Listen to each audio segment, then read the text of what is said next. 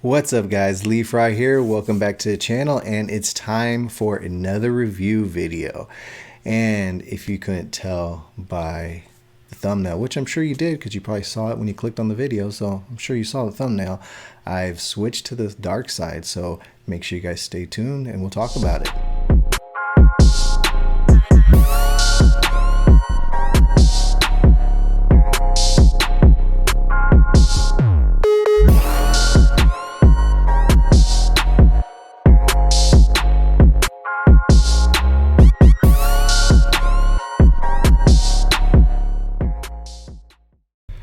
Alright guys, welcome back. So, as you guys saw from the thumbnail, I have decided to switch again. I know we talked a couple videos before about me switching over to the Canon M50. Well, I traded that in and I have changed to this camera, the Sony A6100.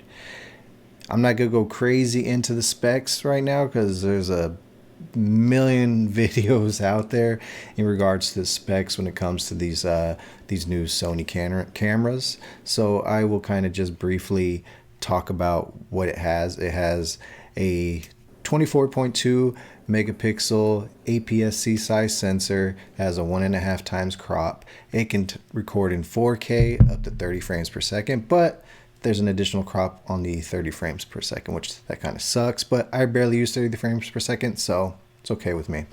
You can record in 1080p up to 120 frames per second, which is great for slow motion, so that is awesome to have.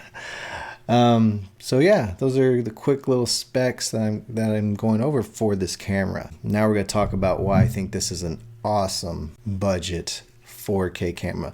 In fact, I believe this is the best budget 4K camera in 2020 right now. So let me talk about it.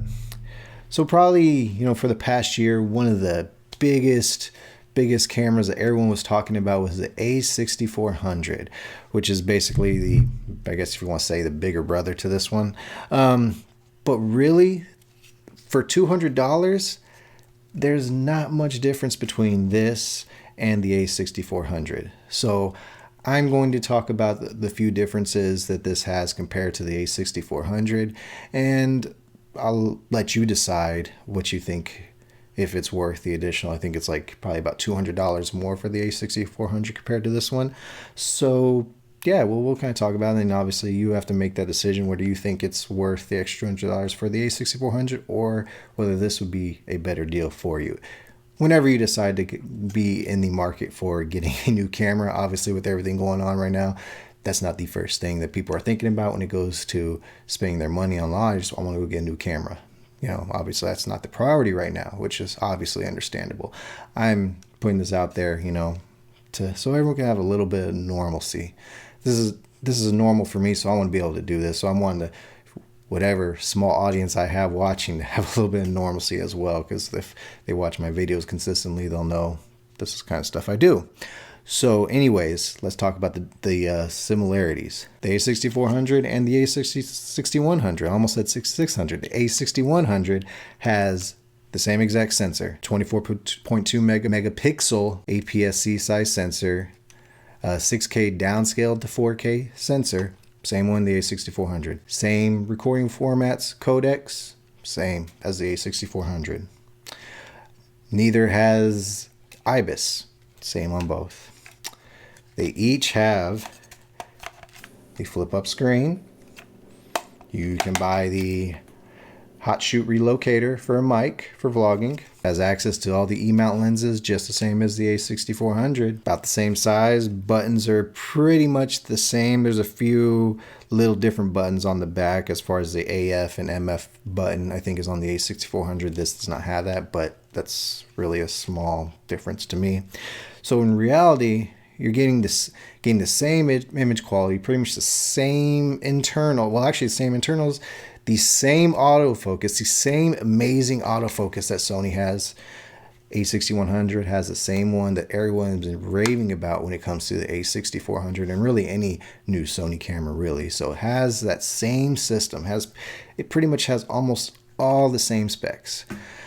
So now we're going to go over what it doesn't have compared to the A6400. And again, you'll have to make that decision of whether you think that is a big deal or not. For me, it's not, but I'm going to still tell you guys what it is. The A6100 is not a weather-sealed magnesium body like the A6400 is.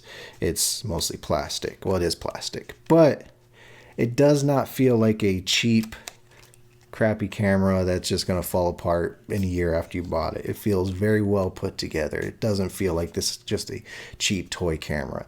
It feels good in the hand. So there's that. If you are someone that likes S-Log and all of Sony's other color profiles, this does not have that, unfortunately. But not really that unfortunate for me because I'm not a big log shooter anyways. I kind of play with the standard picture profile, you know, kind of take some of the sharpness down, some of the saturation and contrast down, and then bring it back in post and kind of, you know, try to preserve some of the dynamic range a little bit.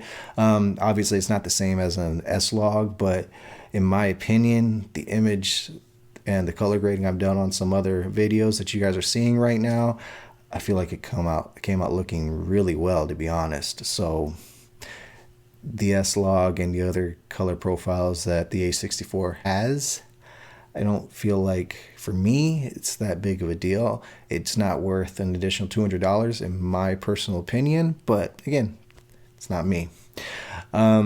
So yeah, I mean, those are the two main differences. If you're wanting to jump up and compare it to the 6600, all the same things, color profiles, the build, all the same. The only advantages that you are going to pay even more for if it's the A6600 is you're going to get the IBIS, which neither this nor the A6400 have, and you're going to get a bigger battery because the battery life on this camera and the A6400 and really probably any of the A6000 series, one of the biggest issues is battery life is awful. So if you're going to get this or the A6400 at some point, I would recommend investing in more batteries. Definitely get more batteries. Yeah, those are the main differences. To me, you can't beat this right now. I mean, I know maybe next year or the year after they come out with something that's even more amazing. But right now, if you're wanting a budget, excellent 4K camera that you can vlog with, shoot videos with, has amazing autofocus, this has it. That's why I went from the M50 to this. Just because the 4K on the M50, has a massive crop. You lose the dual pixel autofocus. So yeah, it was kind of a no-brainer for me. So that's why I ended up going with Sony, joining the dark side, like I said, because I've always been a big Panasonic shooter. I'm still shooting with my GH4, except for that thing ain't going anywhere. Love that camera. It's one of my favorite cameras I've ever used. So that thing's definitely not going anywhere. But this thing is pretty freaking amazing, and I'm loving it so far. So yeah, that's the deal with the A6100. I believe it's a great budget 4K camera. You can't go wrong if you get it. I definitely give it a 2 thumbs up, guys. So anyways, I hope you guys enjoyed this brief little video talking about this awesome camera. So anyways, I'm going to wrap this thing up. If you're not already subscribed, please hit that subscribe button. If there's anything you guys want to see, like I said before, leave a comment, let me know, hit that like button, and we will see you guys at the next video. You guys have a great one. Stay safe and stay healthy out there, guys.